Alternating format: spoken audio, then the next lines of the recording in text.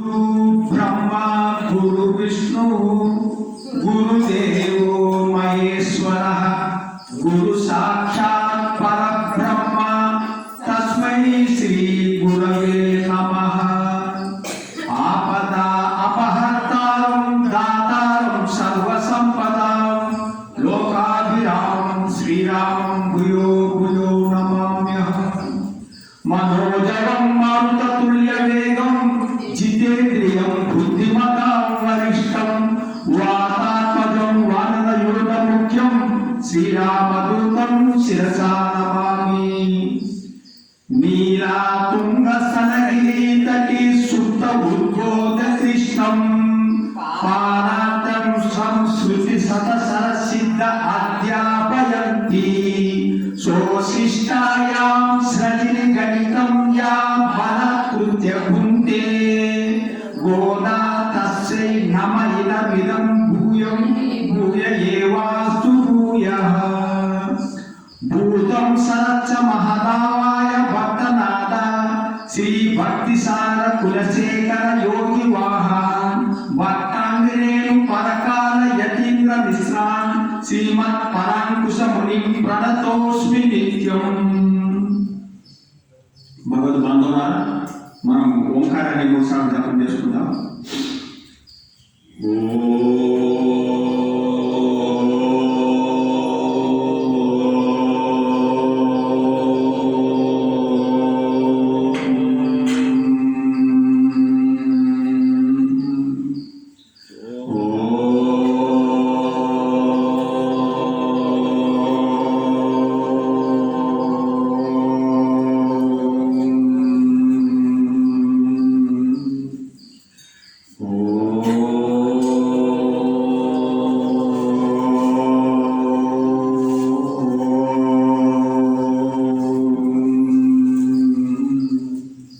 అందరికీ హృదయపూర్వక నమస్కారం.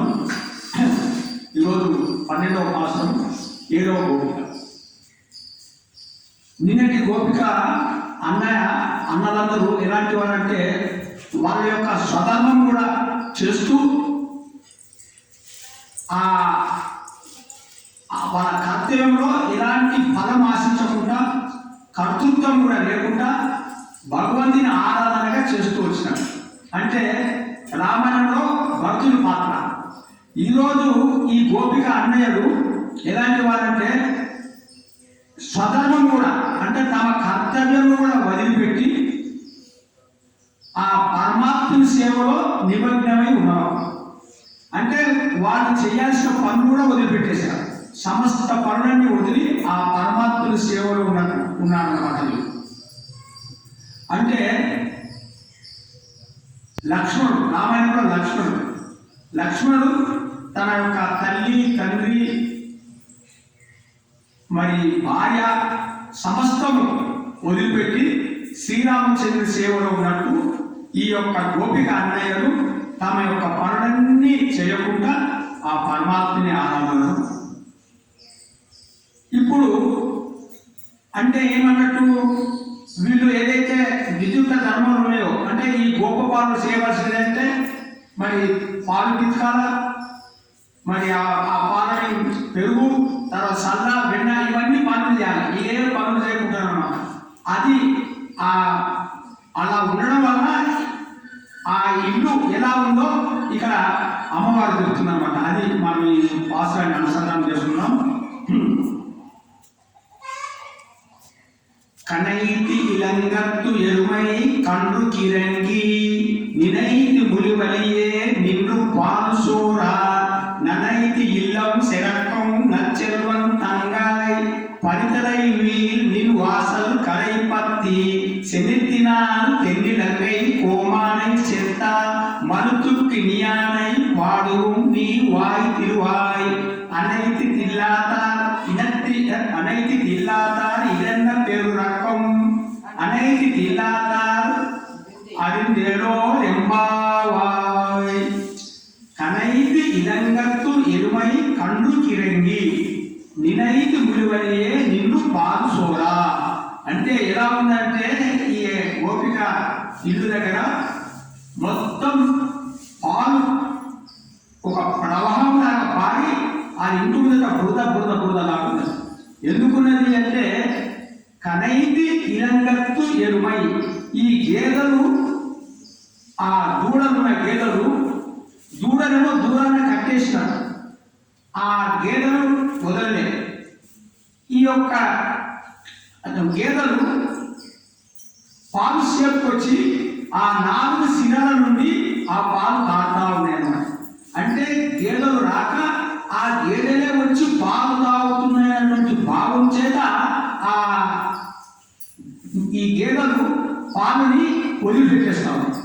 ఆ విధంగా ఆ పాలు అప్పుడేమైతే మొత్తం కారుతూ ఇంటి ముందర బురదగా ఉంది. ఇది అంటే ఏమన్నట్టు, ఈ యొక్క అమ్మాయి ఈ గోపిక యొక్క అన్నగారు అంటే శ్రీరాముడు అనే పేరు. ఆ శ్రీరాముడు ఈ గోపిక యొక్క అన్న. ఈ శ్రీరాముడు యొక్క స్నేహితుడు. రాత్రంతా ఆ శ్రీకృష్ణుడితోనే గడుపుతా ఉన్నాడు. అప్పుడు తను చేయవలసిన పనులు చేయాలి. దూడను వదిలితే ఈ యొక్క గేదె దగ్గర వచ్చి పాలు తాగుతాయి. సో దూడనేమో కట్టేసి ఉంది. అందువల్ల ఈ యొక్క గేదెలు ఈ పాలని శ్రమించేసింది. అంటే ఈ గేదెల కంటే దూడల మీద చాలా ప్రేమ. పశువులకు సహజంగానే ఉంటుంది, కానీ గేదెలకు ఇంకా ఎక్కువ ప్రేమ ఉంటుందన్న. ఆ ప్రేమతోని గేదెలు తాగుతున్నాయి అనుకొని పాలు వదిలిపెట్టేస్తాయి. అదేవిధంగా ఆచార్యులు కూడా, మన ఆచార్యులు ఏం చేస్తారంటే ఈ యొక్క భగవద్ గుణాలన్నింటినీ వాళ్ళు అవగాహన చేసుకొని వాళ్ళ హృదయంలో పొంగి పడుతుంటే శిష్యులకు ఎలా చెప్పాలి, ఇంత ఈ యొక్క భగవద్ గుణ అమృతాన్ని అయ్యోయో నా ఈ శిష్యులు వీళ్ళు ఈ సంసారంలో ఉండిపోతున్నారు, ఎంతో బాధలు పడుతున్నారు, వీళ్ళకు ఏ విధంగా బోధ చేయాలి, వాళ్ళు రాకున్నా కూడా ఆ వాళ్ళు ఏదైతే అధ్యయనం చేసినారో అది పొంగి వాళ్ళు వచ్చినా రాకపోయినా వాళ్ళకి ఇష్టమున్నా లేకపోయినా ఈ యొక్క ఉపదేశాలు శిష్యులకు బోధిస్తాడు. అలాంటి వాడు ఆచార్యుడు. ఏ విధంగా అయితే ఆచార్యులు ఈ విధంగా ఎవరు వచ్చినా రాకపోయినా ఇష్టమున్నా లేకపోయినా ఏ విధంగా ఉపదేశం చేస్తారో ఆ విధంగా ఈ గేదెలు కూడా తమ బిడ్డలు తాగుతున్నాయని ఆ భావం చేత పాలను వదిలినాడు అన్నమాట. ఆ విధంగా పాలన్నీ కారుతూ బూద అయిపోయింది ఇంటి దగ్గర. అందుకోసం ఏమంటున్నారు, కనైతి ఇలంగత్తెరుమై కన్ను కిరైంది నినైతి ములివరియే నిన్ను పాలు చూడ. అంటే ఆ పొదుగు నుంచి ఏకదారగా పాలు కాడుతుంది. అప్పుడేం చేసినారు, ననైతి ఇల్లాం శరక్కు నచ్చలో తంగాయి. ననైతి ఇల్లాం శరకు అంటే అక్కడ బురదైపోయింది, ఇల్లంతా ఆ పాలతో కలిసి ఉన్నది. నచ్చలో తంగాయి అంటే బాగా సంపద ఉన్నటువంటి ఓ గోపిక. ఏం సంపద? ఈ లౌకిక సంపద కాదు, పరమాత్ముని యొక్క సంపద. అంటే శాశ్వతమైన సంపద కలిగినటువంటి వాడు. ఇంకొకటి ఇక్కడ ఏం చెప్తానంటే, ఇంత సంపద ఉన్నా కూడా ఈ యొక్క గోపిక ఆ సంపద ఉన్నదన్నటువంటి అహంకారం లేకుండా ఇది ఉండవలసిందని మన గోదాదేవి చెప్తుంది. ఏం చేస్తున్నారు, ఇంత సంపద ఉన్నప్పటికీ కూడా వీళ్ళు ఈ సంపద మీద ఏమాత్రం ఆసక్తి లేక పరమాత్మని చింతన చేస్తున్నది ఈ గోపిక. అంటే నాకు ఇంత సంపద ఉన్నదని చెప్పేసి అహంకారం చేత మనం ఈ సంపదనే ముఖ్యంగా తలుచుకుంటాం. నాకు ఒక గొప్ప అధికారం వచ్చినట్టు నా అంత అధికారం లేదు అని అహంకారం చేత అధికారమే ముఖ్యంగా తలుచుకుంటాం. పరమాత్మ దగ్గరికి వెళ్ళరు. బాగా డబ్బులు ఉన్నాయి, ఆ అహంకారం డబ్బులు వస్తాయి. చాలా అందం అహంకారం వస్తుంది, చాలా కవిత్వం ఉన్నది అహంకారం వస్తుంది, బాగా మాట్లాడతాడు అహంకారం వస్తుంది. ఈ అహంకారం లేకుండా ఉన్నది గోపికలు. అలాంటి భావం మనకు ఉండాలని మనకు గోదాదేవి ఈ యొక్క ప్రాసంగా జరుగుతుంది. ఎంత ఉన్నా కూడా వాటి మీద ఏమాత్రం ఆసక్తి లేక వాటి మీద ఏమాత్రం ఇది ఇంట్రెస్ట్ చూపించకుండా ఈ గోపిక భగవంతుల్లో తన్మయత్వంలో పండుకొని ఉంది. ఇది మనకు కావాల్సింది. ఇంకొకటి ఏం చెప్తానంటే, ఈ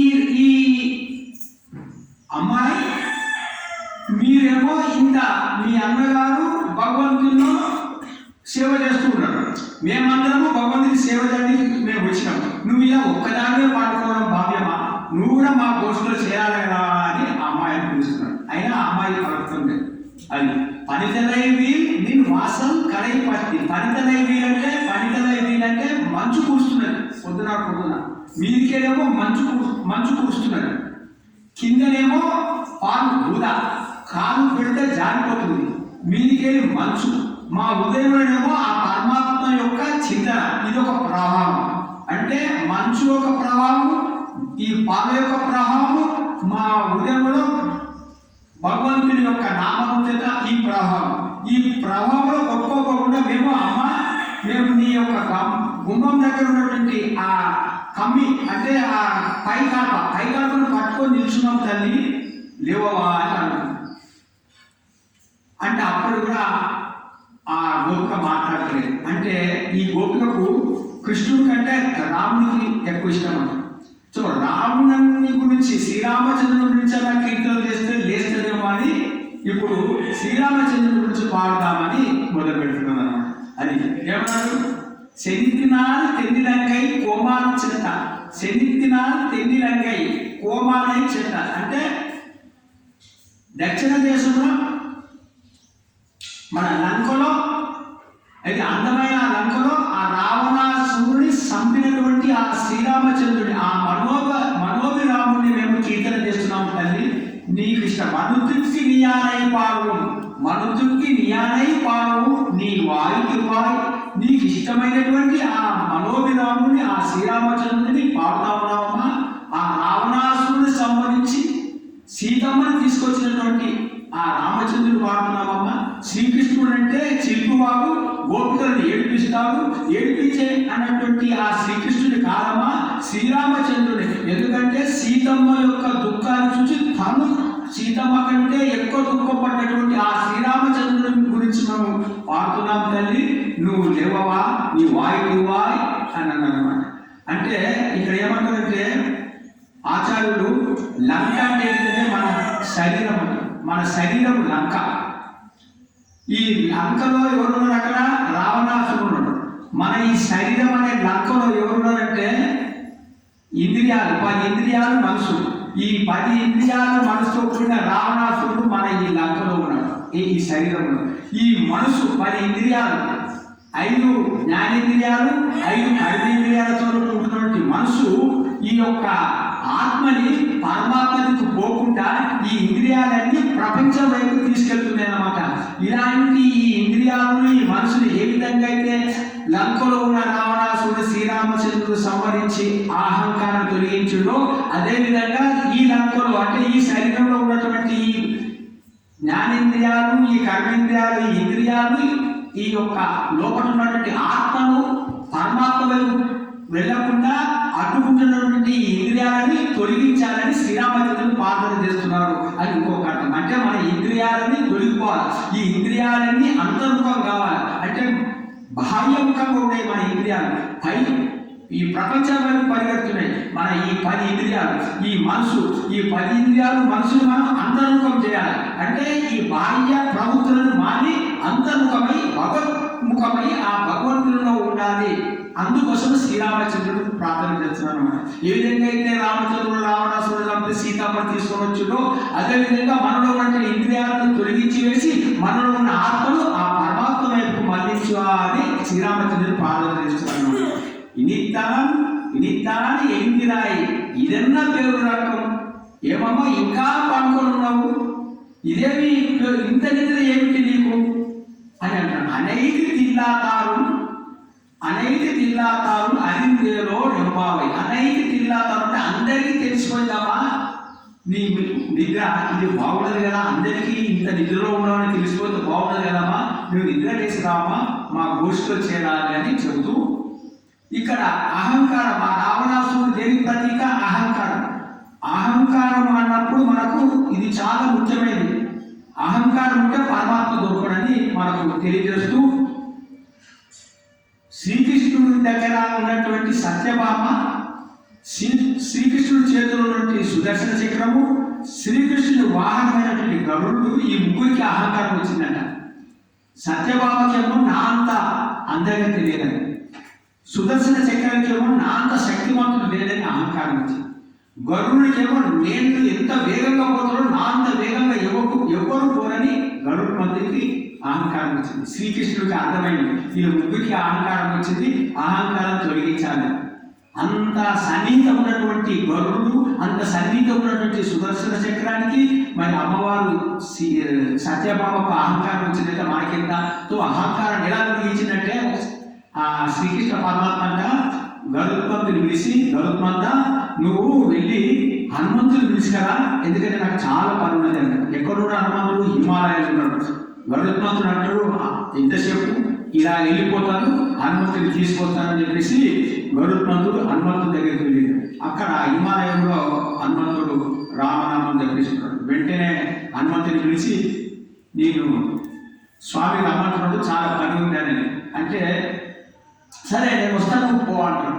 అప్పుడు గరుడు అంటాడు, హనుమంత నువ్వు ఎక్కడ ఈ హిమాలయము, అక్కడ మనం ఎక్కడ రావాలా, ద్వారకు రావాలా, ఇంత దూరం నువ్వు ఎలా వస్తావు, నువ్వు నా వీపు మీద కూర్చో, క్షణంలో నేను తీసుకుపోతా అంటే, అక్కర్లేదు నువ్వు వెళ్ళు నేను వస్తా అంటాడు.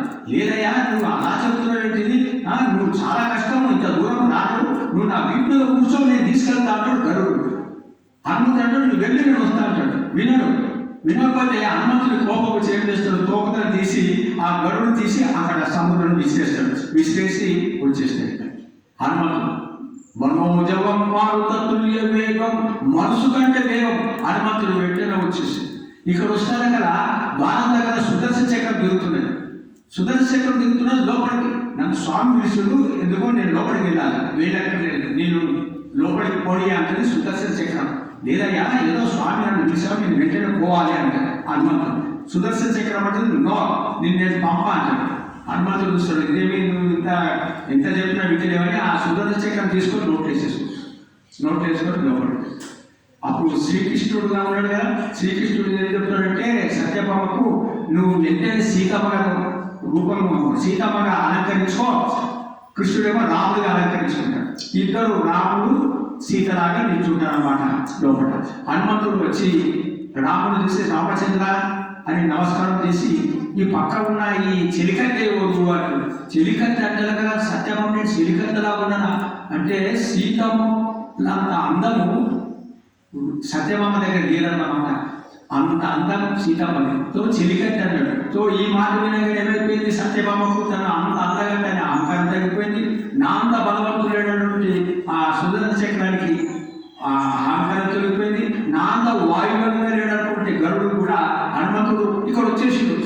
మెల్లగా గరుత్మంతుడు వచ్చాడంట ఎంతోసేపటికి. అంత వేగం హనుమంతుడు అటువంటి గొప్పవాడు అన్నమాట. అయినప్పటికీ ఎలాంటి అహంకారం లేక నిరంతరము నామసేవలు ఉన్నాడు హనుమంతుడు. ఈ విధంగా మనకు అహంకారము ఉంటే పరమాత్మ కూడా నచ్చదన్నమాట, మన అహంకారం తొలగిస్తాడు. అది చెప్తూ ఈ యొక్క మాసాన్ని ఊహించుకున్నాం. హరే నమః, హరే నమః, హరే నమః.